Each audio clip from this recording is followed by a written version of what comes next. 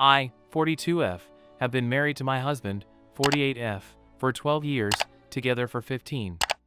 We both work full-time, no kids.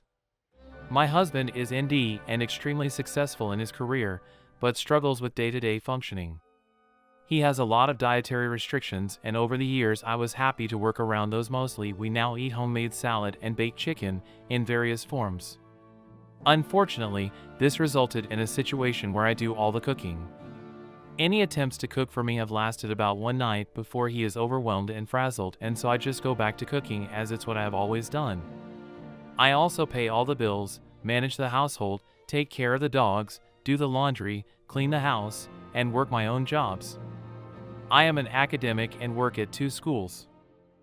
Over the last 5 years, my husband has been sick with various ailments, starting with a typical long COVID, and then this year accelerating into an allergy to a dust, intolerance to edibles, allergy to a paint I used on the kitchen cabinets, a reaction to our gas stove, and now, and this is the problem, an inability to tolerate chicken being baked in a tiny electric toaster oven, as I'm not allowed to use gas anymore. He will not eat other meats or pasta. I cannot use the stovetop as causes oil to splatter and it bothers him. He has pursued no medical solution aside from an inhaler from his PCP. His symptoms are mysterious and variable. He has not seen an allergist or rheumatologist in spite of my pleading. In the middle of all of this, I was the primary caretaker for my father, who died slowly and brutally. He died in my arms on December 21st, 24, after 10 months of illness, during which time I became his medical and financial power of attorney. He died hardly more than 2 weeks ago. For those of you that know, you know. For those of you that do not know, I don't want you to know. I am now the primary caretaker for my mother. Since the death, my husband's health issues about me cooking have arisen and have become the focal point of a tremendous amount of friction in our marriage and home life. I know I am not helping. I am exhausted. I am traumatized by the death. I am lost. I am angry at not being able to cook in my own home unless I break my workday to do so that the chicken off-gassing has passed by the time he returns home from work. And even then it causes so much stress, which compounds my desperate sadness. It seems silly to grieve the loss of the ability to cook as I did, but I do.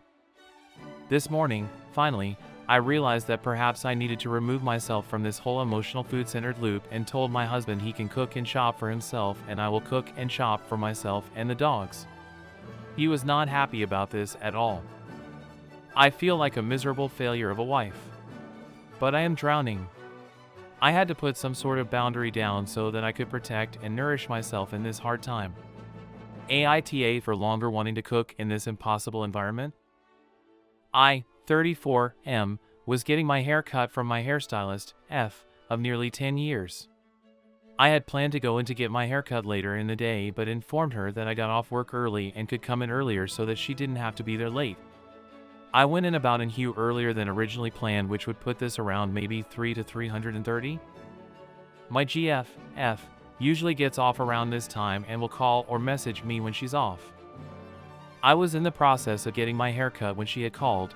In order to not be rude to my hairstylist, I had let the call go through. This first call came through on Facebook Messenger.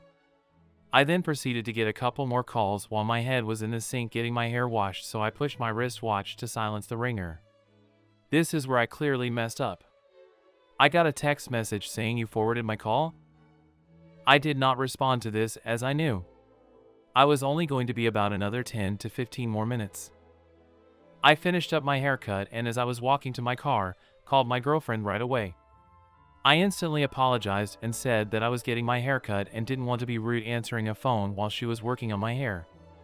This infuriated her, which I totally understand, but I truly felt that it would not be a big deal answering the call. After she said a few negative things to me and a moment of silence or two, she hung up the phone. By the time I got home, she had messaged me a bunch of different things. Answering your phone is not rude, and my favorite, prioritizing another woman over your girlfriend shows I value/respect them over my girlfriend. So on and so forth. This sparked into a huge back and forth with other things getting brought up that ultimately led her to breaking up with me.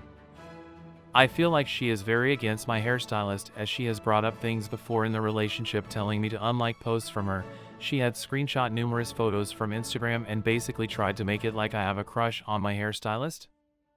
So anything that she had said about her I always took with a grain of salt. I've even tried getting a haircut from somebody else for her and they completely butchered the haircut, with which I was then given permission for my girlfriend to continue going to my hairstylist. She didn't like how it was cut, lol. Again, I get not messaging her to let her know that I was getting my haircut after she had called multiple times. There could have been an emergency, so I definitely screwed up. I could have messaged her, which I apologized, and she did not accept. I truly love my now ex, but what can I do now? I would drive an hour every weekend to go see her, buy her things, and treat her well. At least I thought I did, so I'm just kind of baffled by how quick things went from what I thought being okay to instantly over. I'm not perfect, but who is right? My boyfriend and I have been together for 3 years. I started out in the oilfield industry while he's been doing it for 20 years. We work at the same place, which is nice as it's a camp and we can spend time together. Recently he got his room checked. Normal, they do all the rooms, and they found testosterone and other mild steroid use. He got banned. I have been working on and off for the last 3 months and desperately need to work and bring money in. If I quit, there's no EI or other jobs set up. He complains sometimes about him paying for more than me, but his paychecks are triple mine, and he was able to work the last few months where we got stopped due to environment and woodpeckers. I said I needed to stay and work. He said I'm being a coward and I should take a stand and leave. I need to pay debt down. And Christmas. And I need a job. He thinks the company was out to get him, so I should quit and back him up. I'm newer to this, but established a good relationship, and I'm trying to move up by taking courses on the side. Edit. Thank you for all the responses. At camp, feeling alone on a 24-day shift and only getting the responses from him can alter your mindset. I'm going to keep my job. It's survival, but it's also a career that I need that will make me stronger and financially okay. Days like this suck, and I appreciate all the encouragement. This might be one of the biggest decisions I have made with myself as priority. Also, staying sober and getting therapy so I don't question myself on these predicaments anymore. I've been dating my boyfriend for 1 year and 3 months, and this happened a really long time ago, like 1 to 3 months into the relationship. I never thought about it this way up until now, since I've been overthinking it. He had an ex that he used to date 2 years ago. They dated for 8 months, and they stopped talking. When we began dating, I found out that she started telling everyone he is cheating on me. My guy friend told me that he told her he's still looking for a relationship. So, I confronted him, and he said, "Oh, I was just trolling." I didn't think much of it because I trust him. A while later, she gets with a new guy and tells my best friend to tell me what has been happening between them. She told me they had been texting the entire summer. I confronted him, and he told me he didn't tell me because I would get mad, and that his mom was happy to find out they were talking again. I kept asking him, and he said that he talked to her because he used to trust her, and he would talk to her about our relationship. He kinda just needed an ego boost, and that she made him feel good about himself. It just kept getting worse. Before that time, he would tell me how she would come up to him after his game practices and strike up a conversation. Apparently, he was being dry and talking to her about me, which I don't trust. Like, I talked to him a lot about it, but now that I really think about it, I just feel so uncertain and like I need answers.